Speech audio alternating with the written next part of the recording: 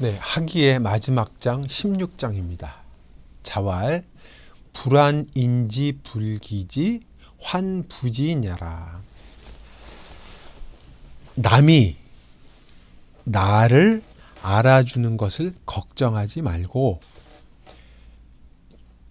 남을 알아주지 못하는 것을 걱정해라, 이렇게 되는 거죠. 그러니까 A, B가 되는 거죠.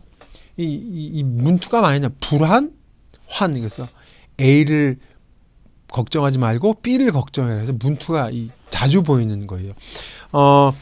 2인편, 헌문편, 위령공평에도 불환 뭐뭐, 환 뭐뭐 해서 이 문장이 계속 되풀이되고 있거든요. 굉장히 이 간단한 문장인데도 불구하고 이 문장 패턴이 반복되고 여기에서 자주 얘기한 걸 보면 여기에 뭔가 뜻이 있을 것 같은 그런 예감이 들죠. 여기 보면 나를 알아준다 할 때 직이라고 얘기를 보통 했는데 여기서는 불기지라고 해서 목조가 앞으로 왔죠. 한문에서는 특히 부정사가 올 때 그런 얘기를 많이 하는데 목조가 이 대명사일 때는 보통 동사 앞으로 돌려서 도치시켜서 하는 게 일반적인 형태죠. 많이 보여요. 그래서 이제 직이가 아니라 불기지로 도치된 문장이 나오는 겁니다.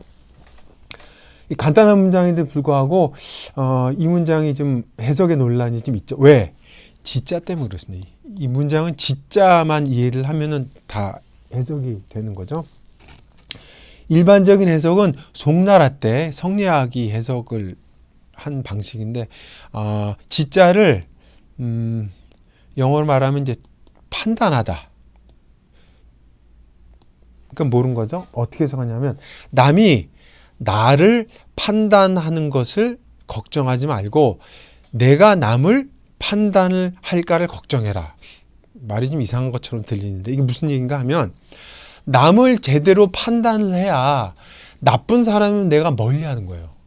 그리고 괜찮은 사람이면 내가 그 사람하고 가까이 가는 거죠. 그러니까 도덕성을 갖고 가치 있는 사람과 친밀하게 지내기 위해서는 사람을 볼 줄 아는 안목을 길러야 된다는 의미에서 이 수신과 관련해서 송나라 사람들은 판단하다, 평가하다는 문제로 지를 해석을 했어요. 근데 그 이전에는 이 알다는 뜻을 알아주다. 두 번째 뜻은 알아주다.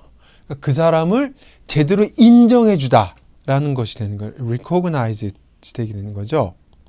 그러니까 남이 나를 제대로 못 알아줘 라고 그걸 걱정할 게 아니라 내가 다른 사람을 제대로 알아주는지를 걱정해라.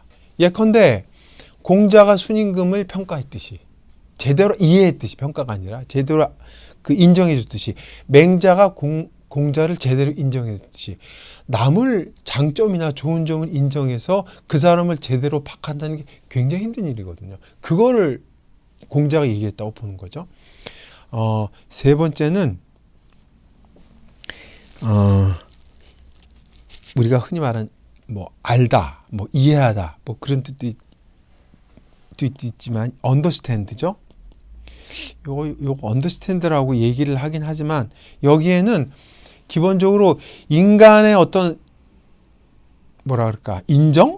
인정이 습속 같은 게 배면에 깔려 있어요. 무슨 얘기인가 하면 사람들은 남을 알려고 들질 않아요, 별로.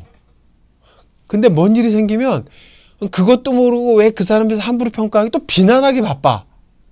그게 인정의 속성이라는 거죠. 공자가 그걸 염두에 두고 사람들에 대해서 사람들 그런 습성이 있기 때문에 남이 나를 알아주지 못하는 것에 연연하지 말고 내가 그 사람들을 어떻게 잘 알 수, 이거를 걱정해야 된다. 그래서 인간의 본성에 대한 어떤 그 통찰?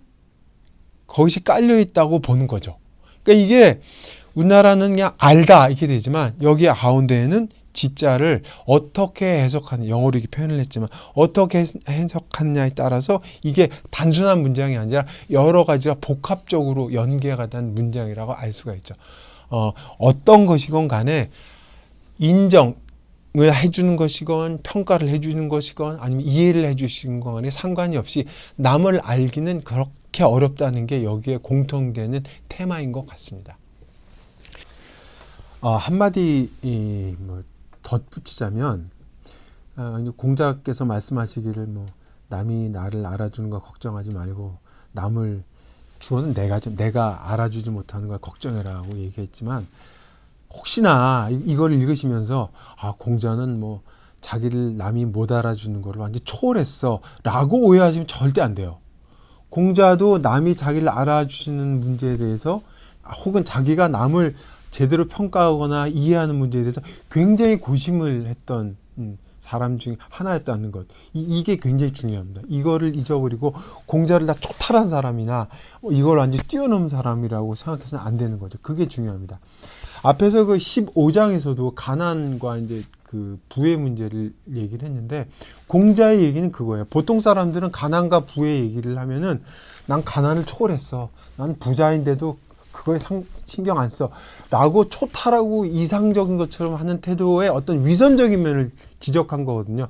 빈부의 문제는 인간이 벗어나기 쉽지 않은 문제이기 때문에 그런 상태에 있을 때 어떻게 대처하느냐라는 현실적이고 실질적인 문제를 토론한 거거든요. 마찬가지로 이 알아준다, 내가 누굴 안다 하는 문제에 있어서도 현실적인 것과 밀착되어 있기 때문에 어떤 문장이든 공자가 그걸 다 초월해서 완벽하게 마스터하고 거기에 전혀 연관이 없는 인간으로 보는 건 공자를 이해한 상당한 그 걸림돌이 될 수 있다는 것을 염두에 둘 필요가 있을 것 같습니다.